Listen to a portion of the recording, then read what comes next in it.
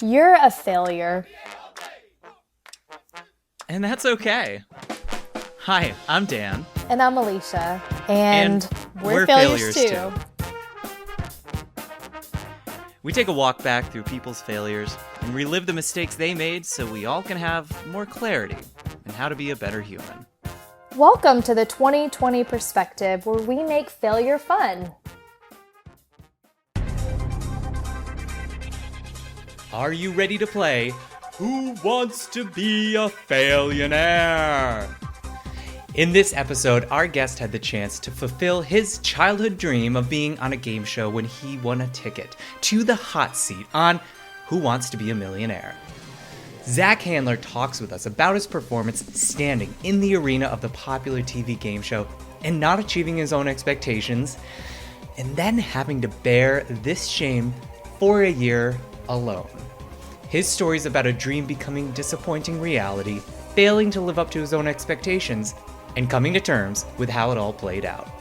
Zach is now a co-founder and workplace consultant and trainer with Double Dragon Coaching, a workplace culture consultancy. Welcome to the 2020 Perspective, Zach Handler. Thank you so much both for having me.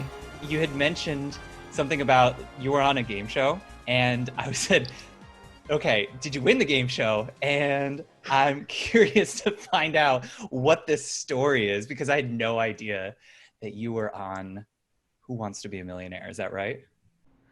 That's correct. Actually, most people do not know that fact about me. So my whole life, I wanted to be on a game show. That's something my whole life I've wanted to do, ever since I was a kid. I was obsessed specifically with Nickelodeon game shows. I wanted to be on like Legends of the Hidden Temple so bad, like right there with Bear. you. Okay, yeah, right there with you. Yes. I actually dressed up in a costume one time to a party in college where I was the blue barracuda or the purple parrot or something. I feel you.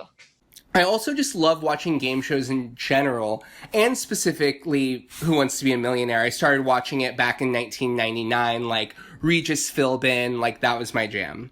So I guess flash forward to the moment. I've gotten 5 questions right. I'm at $5,000, the $5,000 question. And the question that I'm getting is, if you travel to Milan, which of the following do you need to make a reservation to see?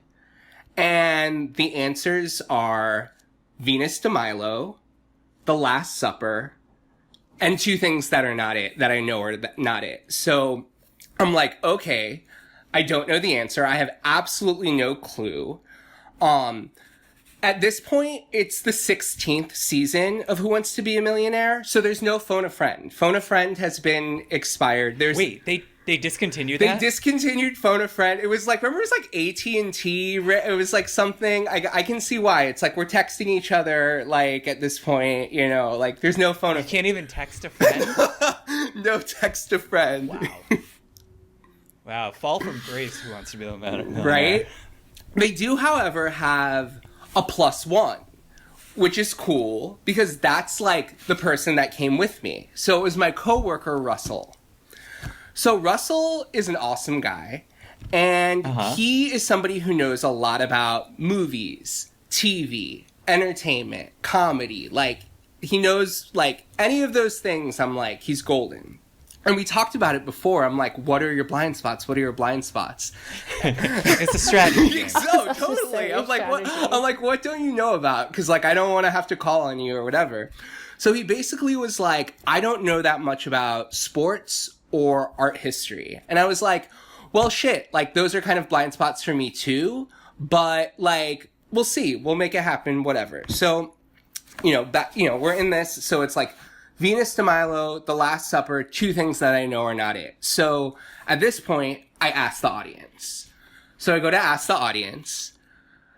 The audience says it's either Venus de Milo or The Last Supper, of course. They're tied. Wow. Yeah. Wow. So I'm like... Real helpful audience. I'm like, shit, that didn't help at all. So I'm like, all right, well... you know, I could guess at this point because it's a free guess at this point for 5,000. Like, I'm gonna get 5,000. I'm gonna walk out with 5,000 no matter what. So, but I'm like, you know what? I don't want to lose and say I haven't used all my lifelines, right? Because I'm like, at this point, it's just a straight guess. So I'm like, let's go 50-50. I was like, I know it's either The Last Supper or Venus de Milo. Let's go 50-50. 50-50 was The Last Supper and Venus de Milo. Wait, so they don't... Okay, rewind. I am not a Who Wants to Be a Millionaire pro. Oh, okay. So when you say 50-50, they don't mean between the two options that you pick. It means between all four options. And they take away 2. That's annoying. It is so annoying. So at this point, I'm like, well, damn. Like, I don't know. And I literally have no clue. Like, I'm not like, maybe, I literally have no clue. So I just make a guess. I'm like, it's a free guess. I say Venus de Milo, final answer. And I'm wrong. It was The Last Supper. No. If you were traveling to Milan, you would make a reservation to see The Last Supper. And I didn't know. That's the thing about trivia. It doesn't make you feel smart that you necessarily get it right, but it certainly makes you feel like, who cares if you get it wrong? Well, I did in the moment. Well, okay, yeah. Because I was like, yeah. So aside from you not getting the question right, I feel like because it was such a big deal for you to be on this game show, that the failure is almost like the failure at like succeeding on the game show or something. You know what I mean? I don't know. It was almost like, did you feel like you got that, taste of what you were hoping to get? Or was it like, I screwed up so early? Or, how are you feeling? Right. What were you thinking? Oh, that's a great question because, like, I built it up so much in my head. I was definitely not calm going into the show because they have you in a holding room with other contestants, but there's too many contestants for those that will be seen. So you don't know the order of who's going to be taken and when. And basically when they run out of time, they're done. It's like a purgatory, but you don't know if you'll find redemption. Oh, it's a purgatory, all right. Another piece of the purgatory is that they ever so often come around with, hey, let's do a fun, like, warm-up question, blah, blah, blah. And so they're giving you these questions. Some of them are really hard. I think I got, like, all the warm-up questions wrong. Oh, my gosh. It almost, like, psychs you out. Yeah, not a warm-up. Not a warm-up. The other piece of it that's pretty funny is that they're playing old episodes. It kind of like has that doctor's office vibe, and that they're just like playing old episodes of Who Wants to Be a Millionaire. So you're just watching these old episodes, and all you're thinking in your head is, yo, what if this were me? What if these were my questions? Did I know that? Did this, so it's kind of intense before it happens. It's not like, do you know what they could do? Just like have relaxing music, kind of like a cool breeze energy. Like that would get people for a more like perfect performance. No, they'd much rather have people coming in as if, the dog just went through the fireworks show and then you put them up on stage. Yeah, Seriously. I think that's definitely intentional. Okay, so let's go back to Milan things you have to get reservations for. Yeah. What happened next? So you got the question wrong. You get the question Your wrong. heart was crushed. They whisk you off. It's like 1 minute you're like standing under the lights, the next moment, shoo, you're off, you're out of there. So I'm back there. Russell, who was my +1, meets me. And all these things started pumping through my head. My adrenaline was going. I was like, I saw him, I was like, did I do okay? Sorry? Should I be upset? Like, he was like, Zach, like, I think you did great. Like, $5,000. Like, when's the last time you made that in a day? And at this point, like, yeah, I'm in my 20s. I never made $5,000 in a day. I was like, that's legit. So, then we're going back on the train from Stanford to New York City, and my head just starts to spin, and I'm like, am I a failure? Oh my God, I am a failure. Did I let people down? Yeah, oh my God, I let people down. I wanted 7 figures. I would have been happy with 6. I at least needed that 5. And I got that 4. Wow. Well, let me ask you this. What could you have done differently? Could you have done anything differently in this situation? I mean, besides picking the other option, of course, but Right. after the decision was made. My initial response is like, have visited Milan. But honestly, I feel like I could have slowed it all down. If you listen to the question, it says, if you were traveling to Milan, which of the following would you need a reservation to make? And the answer is in there. It's The Last Supper. Those little clues that I just wasn't thinking about. Had I slowed it down a little bit more, I think I was like, I just don't know it. I'm pumped up. I just don't know it. I'm just going to guess one. Oh, okay. And was this, so, is this like a kind of thing that you can practice for? Like, is there kind of like the Princeton review to Who Wants to Be a Millionaire? So let me tell you, the week before, I was on all these different websites being like, how to prep for Millionaire, how to prep for trivia. And I was, looking at like the presidents again and the branches of government and all these silly things. But the truth is, you really can't prepare. It's random things that you either kind of know or you kind of don't. And yeah, I mean, it's too many random things. So it's kind of like you've acquired this knowledge by now, I feel like, or you haven't. I feel like there is a level of preparation that you can do, but I mean, a lot of this stuff, it's so vast. So you're just kind of like driving yourself crazy in a way. Mm-hmm. So let's go back to that train ride, because that seems like, oh man, that's where the feelings start to come. Exactly. So like I was saying, yeah, I mean, that train ride, it was just, I was asking myself if I was a failure, and I feel like I had my big moment. I had, we talk about standing in the arena, it's that Teddy Roosevelt thing, that Brene Brown wrote, Daring Greatly. She got that from that quote. And I felt like I stood in the arena and I put it out there, and I just felt like an absolute failure. And it was public. And the idea wasn't like, oh, you're a public failure.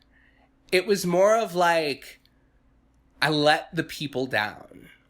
I let my people down. I let my friends down. I let my family down. And was this something that you had kind of set up for yourself? Like, you set up these mile markers of, living up to these expectations? Or were these actual external people's expectations that came to you and says, these are our expectations for your success on this game show? I completely made them up. Oh, okay. Yeah, it was my own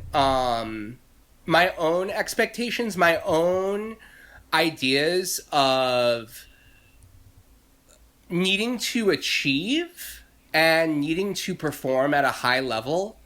So, and I feel like, and going deeper into this, I feel like in some ways that is a way I've protected myself in life, that I'm like, hey, I'm somebody who is achieved at a high level, so I can't be seen as unworthy of connection or seen as somebody who deserves disconnection.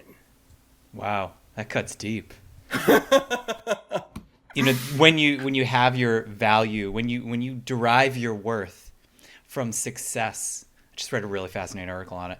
When you derive your worth from success, you tend to then set yourself up for situations you can be successful in, and that keeps you from taking the big risks.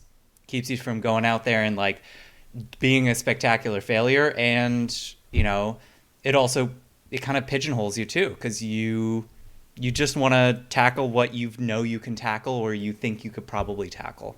Yeah, you are in some ways, describing, how I feel about a lot of things. But it's a two-sided coin, because it's like I'm at the same time I also love the feeling of standing in the arena. I love the feeling of, that's why I love games, because you're doing something inherently vulnerable with somebody, because it's like we're both putting ourselves on the line and we don't know what the outcome's going to be, and we get to play together, and it's great.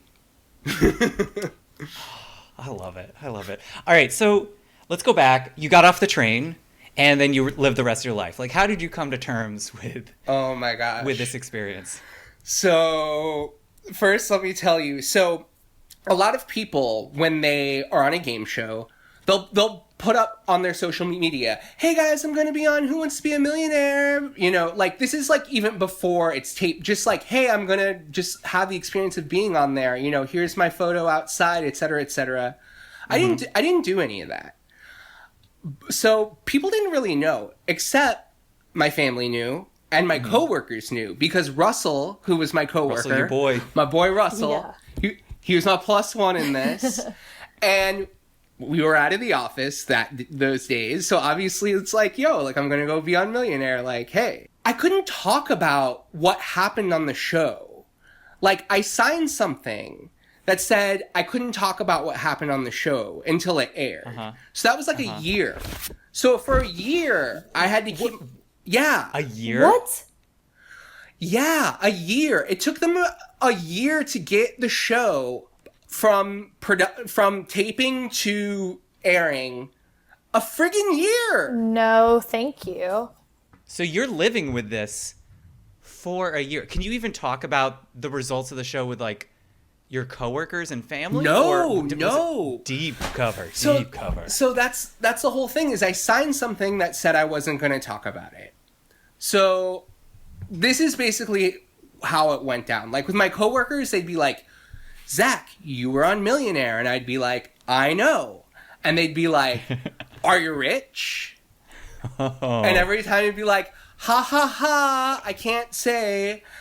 And they'd be like, "Zach, I know you were joking around about this, but I just want to let you know I have a feeling that you just did great." Oh. And I'm like, nice. Thanks.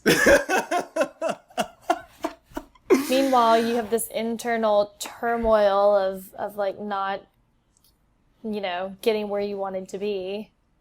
You can't really talk about it. So the only person that really knows is Russell. And can you talk about it with Russell? So here's the thing about it with Russell. Oh, what? No, Russell's the best. Russell is like the man through all of this. He as has long as you don't come out of here being like, Russell's a douchebag. But here's my thing with Russell. I feel shame for having shame with Russell. And this is what I mean. Russell's attitude is, "Zach, you had the experience. You got $5,000, which is great. And what's the problem, kind of?" So I feel like I felt bad coming to Russell and being like, "Boo-hoo, woe is me." He's like, "Yo, I sat with you through all of this, and all I got was a crappy hotel room." Like, you know what I mean? So am I going to vent to Russell? Now, Russell is the most gracious dude. I'm sure he'd be like, "It's all good, and I'll be there for you." But I felt guilt. I felt shame in feeling shame about the experience and expressing it to Russell. So in short, I just kind of bottled it up. Another thing that happened that was like really weird is I had a boss who knew I was on Millionaire, my boss at the time, and he'd come up to me and he'd say things like $125,000. And he's like kind of like sizing me up, looking at me like this. And I'm first thinking, I'm like, is this your salary? Because it's not mine. You know, I didn't say that. I didn't say that. But I'm thinking, he's like, no, I'm just trying to guess. Just trying to guess what you got. Blah, blah, blah. And he would come up to me and he would be like, 64,000, you know, and he would do that like weird. And so it was like, it was very uncomfortable not being able to express it. And people, in some ways, thinking I did. Everybody thought I did. Nobody thought I got 5,000. Everybody thought I did better than I did. So just like having to keep that secret was really tough and kind of like festered the shame. I mean, back to Brene Brown, right? Didn't she say like, isn't that like how you make like shame grow, by keeping it a secret or whatever?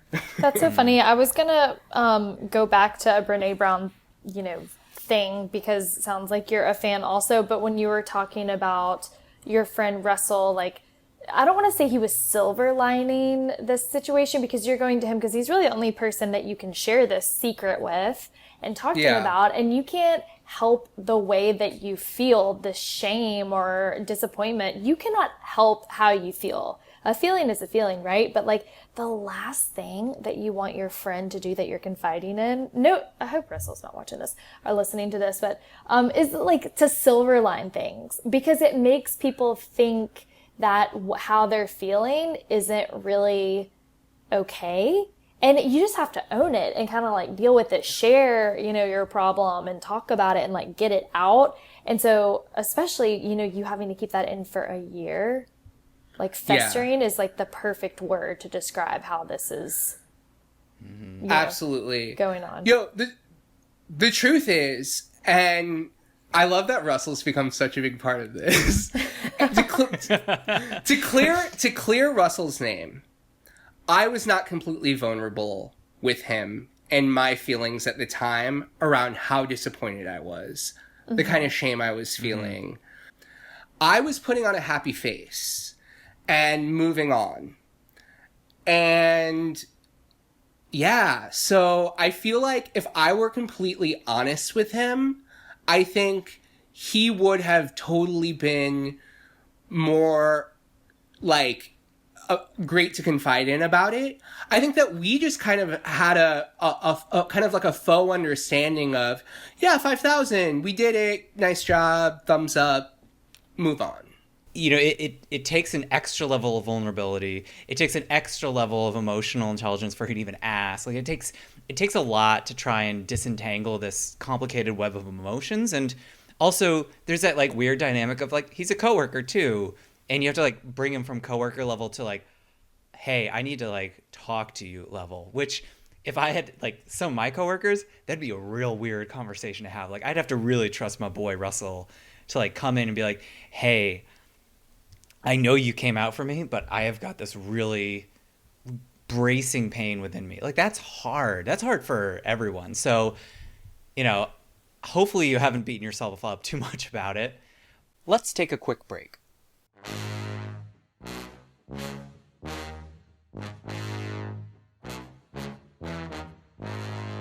Do you want to bring the 2020 perspective insights to your team, community group, or company?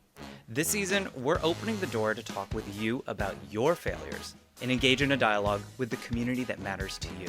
For this season only, we're running a special offer called the Failure to Findings Talk, where we can help you learn from failure and build a culture around being a successful failure. Reach out to us at hello@the2020perspective.com and let us know you're interested in the Failure to Findings Talk. Again, that's hello@the2020perspective.com. Let's fail out loud together. And now back to the failure. You know, okay, so lead us to like the actual like episode airing. Like what happens when the episode airs?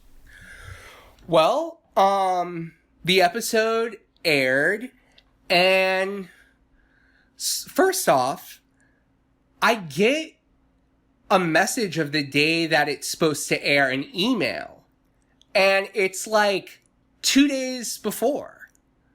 So at the time, you know, like, I work, so I'm DVRing it, and I get home to watch it. It's the wrong friggin' episode. It's not you? It's not me!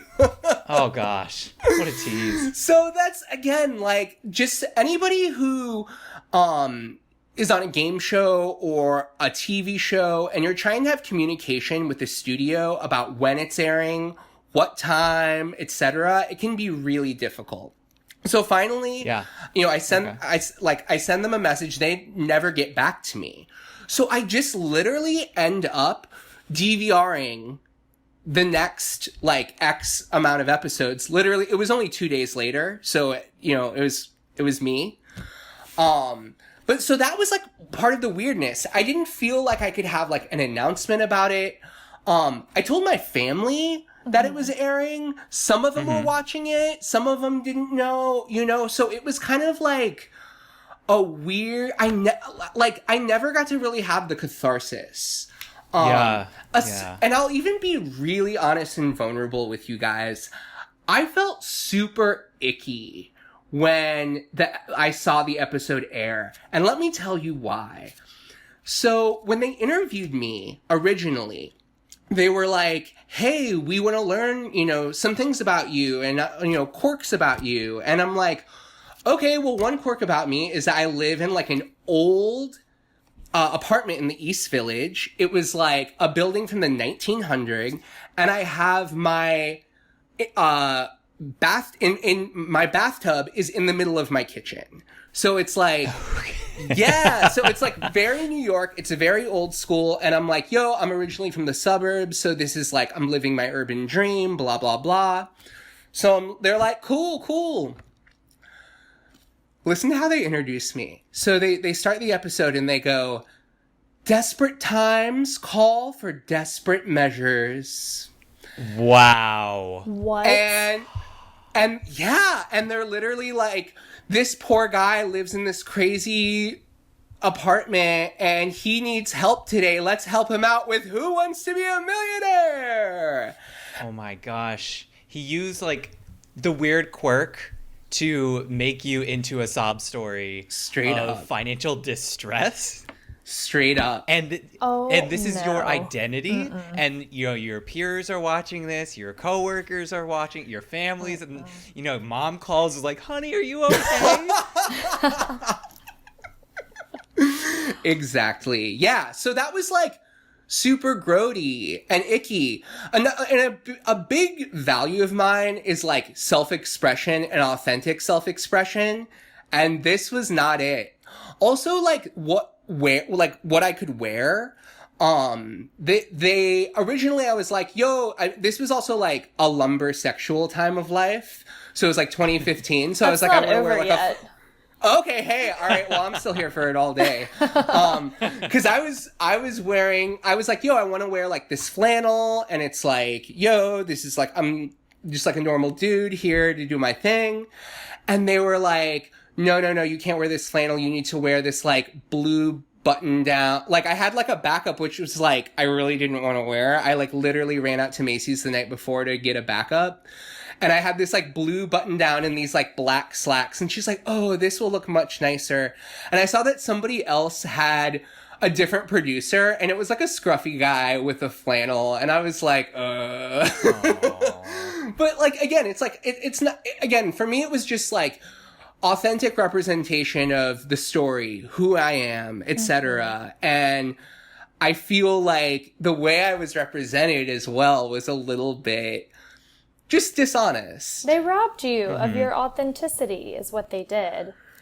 They can get very clever with editing of, you know, all those reality shows, game shows, reality shows. I mean, they can make whatever story they want. I mean, it's actually very impressive how they can edit it and weave things together. But in this situation, you know, I feel bad because they robbed you of your moment. It sucks. It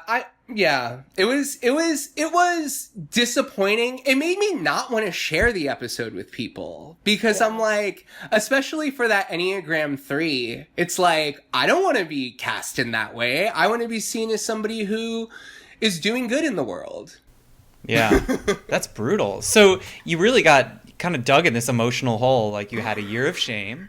You had the tease of the catharsis. Yep. Then you had the reality of the, representation. So The roller coaster of it all. Yeah, talk about, yeah. So you're definitely in the pits of despair. So what happens next? Well, what happened next is that I had to forgive myself. I had to realize that, hey, feeling all this shame, it's really unnecessary. And it is completely self-destructive. Was this just kind of like a choice? Like you flipped a coin or like threw a dart at the wall and said, all right, forgiveness. Cool. We'll do that. Or how did you get to that? That's fair. Yeah. I think with many things, it's time. Time heals wounds. The other piece is it just wasn't serving me. Like, I don't like to spend a lot of time at the effective life or feeling like a victim. It's just so unproductive and unhelpful. So I just kind of moved on. Something else too is I had a friend who was on The Price is Right. And the game show. Another game show. And she was on, and she had an opportunity to win a bunch of money, and she ended up losing. So being able to connect with her was really nice. Just to be like, yo, we were in that Teddy Roosevelt, Brene Brown arena, and it ain't always easy out there. You could start a support group of former game show contestants, I'm sure. Well, that's actually really interesting. Like, the fact that you failed, the fact that you didn't make boohoo money, it opened your eyes to this other group of people who are also non-winners at game shows, which is probably a larger percentage of people than game show winners. And it's almost like you have the secret identity. You have the card that gets you into the club. It's not a fun club. The window dressings aren't very expensive, but it's still a community. Mm-hmm. Absolutely. Allowed me to have more empathy. I will be honest, before this moment, I would be that guy who's screaming at the television, calling so-and-so an idiot for getting the wrong answer on a game show. And now when I watch someone and I see them and they're struggling on a game show, I just have empathy.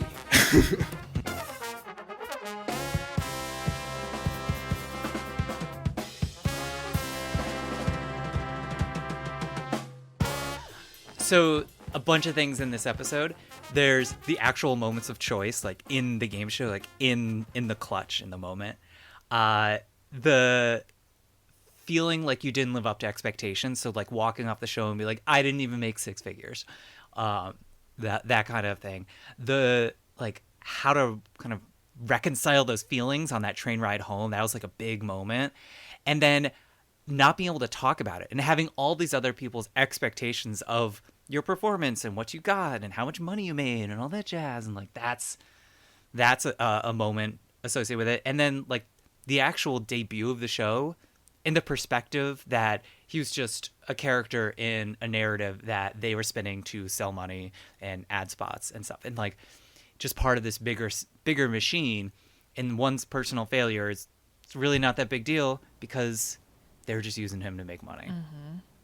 Wow. You recap that very nicely. What sticks out for me from that is, because I'm such a huge Brene Brown fan, is the piece about shame. I feel like he weaved this idea or this feeling. I don't even know if he recognized it, but it was woven throughout the entire process. like from the moment he got on the train, even before that, when he said he was picking out his clothes and he had what he was wearing that made him feel comfortable and authentic to him, and he had this other option just as a backup that he had to like run out the night before and grab. Like they were like, you know, you need to wear this, and he's like, okay, fine. And I think he was just feeling like a little out of his skin because he had different expectations that were not met, and then those eventually led to this feeling of shame that he couldn't share because he couldn't talk about the show with anyone, and the one person that was there with him didn't understand or relate. And that's a lot. That's like a really heavy weight to carry around for a whole year plus before the show aired. Yeah. And I mean, this is also weight that has been building since he was a kid. Like thinking about being on a game show and then finally getting the opportunity, and then just every single taste along the way just got sour and more sour. It's like in the waiting room, just like plugging you with questions and being asked to show up and, oh, no, sorry, it's not today. It's another day. Like all these little nudges that show the reality of the situation and just how deflating each little pinprick turns out to be. Mm-hmm. But I gotta hand it to him. Like the redemption at the end of realizing that it's a game show. That's just how they do the things. You know, I learned from it. I moved on. I think that's the reconciliation story that is really at the heart of this failure. It was an experience that wasn't what you expected it to be, but you're better because of it. Mm-hmm.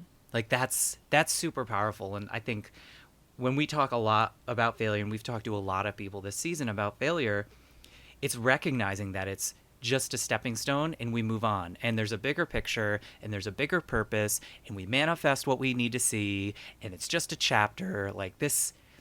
It's just one moment, and when it's just one moment, you can persevere through it, and you can learn from it, and you can move on. You know what's interesting about what you just said that kind of perked up? I'm going to talk about myself for a second. You know, I like to do that. So, you know, when what you said about how Zach had these expectations from when he was a kid, and he was super jacked up about, you know, being on a game show. He was like obsessed with them. And, you know, it was kind of like this dream to be on a game show one day. And when those expectations weren't met, all the other feelings ensued. And I'm thinking about something I've recognized in the past couple of years with me is, you know, I love to travel, and, you know, I spent a year in Asia and whatever. And that, to me, people are like, how did you do that? How, like, that's so brave of you. To me, it is like the least brave thing, because you have no expectations. When you go to another place, a foreign country, you don't know the people you're going to meet, the sights, the smells. You go into it knowing that you don't know. And so even when, you know, your hotel room gets broken into and you get robbed in the middle of the night, or, you know, you like miss a train or a flight or get hurt or whatever, it's like, it's fine. It's kind of like you just pick up your luggage and you keep moving forward, because that blip, that setback, that failure is like, you're not really prepared or expecting or whatever. And it's kind of like, it's okay. You kind of go into this, you know, trip or whatever without any kind of expectations. I think it's different than like a vacation, you know, when you're really like traveling, and so there's not a lot of room for like missed like opportunities, you know what I mean? Or like these shameful feelings from like failing because your expectations are just like totally unwritten. I mean, I'm gonna call you out a little bit here, because as a failure professional, I think you are uniquely suited to handle the blips and the nuances of travel and vacationing. Because let me tell you, I have traveled with people. Mm-hmm. I have known people who traveled, and myself as well, have been very upset when traveling because it didn't align or meet my expectations. Mm-hmm. And that's usually because I didn't have the right expectations set. Mm-hmm. Or I, you know, built something up and it didn't live up to it. Or, you know, I remember, so I went to Finland on a vacation, and I was so excited to go to Finland. I had been dreaming about going to Finland since I was 15. Mm-hmm. And when I went there, It was cold. No duh, Dan. It's February in Finland. And, one of my expectations was going to be this Arctic wonderland, underneath the northern lights, hanging out in the woods, doing like dog sledding and hanging out with reindeer. And I spent a lot of time in coffee shops because it was so dang cold. You couldn't just like wander around for days on end. You would hang out in a coffee shop because the coffee was really, really good. And then you'd go out for a little like excursion because it was snowy and cold. And when you're snowy and cold, you don't want to stay out forever. And then we go back to a coffee shop and go somewhere else. Mm-hmm. And, it didn't live up to my expectations, but I was okay because in other ways, it completely blew my expectations out of the water. Mm-hmm. I met the most cool people at those coffee shops. There's a little bar nearby that they serve hot dogs at. I was like, what? Hot dogs? Yeah, they love their hot dogs. Yeah. And so we would get hot dogs with someone at a bar and like chat all night and play darts and have a great time. And I would have never had that expectation going into it. Mm-hmm. And yeah, we did do some like cool stuff like ice jumping into like a river and going to the saunas and stuff. But more often it was like the quiet moments that I didn't expect. Yeah. I didn't know what to look for. And, that's the funny thing about travel to me is, yeah, there are expectations you set, but it's almost like the expectations you never created. And those are the memories you remember. I mean, I guess to relate that to like the game show, or just in general, is when we don't meet the expectations that we have for ourselves. And maybe the higher they are, the bar is, the longer that we've set these expectations, like in Zach's case, since childhood, the harder the fall is because they're set so much higher. And so it hurts more. And like you said, you were wanting to go to Finland since you were like 15. So you've been thinking about and anticipating in your mind, kind of like dreaming about what that would be like. And we really don't know until we're in the moment, until we're in the present.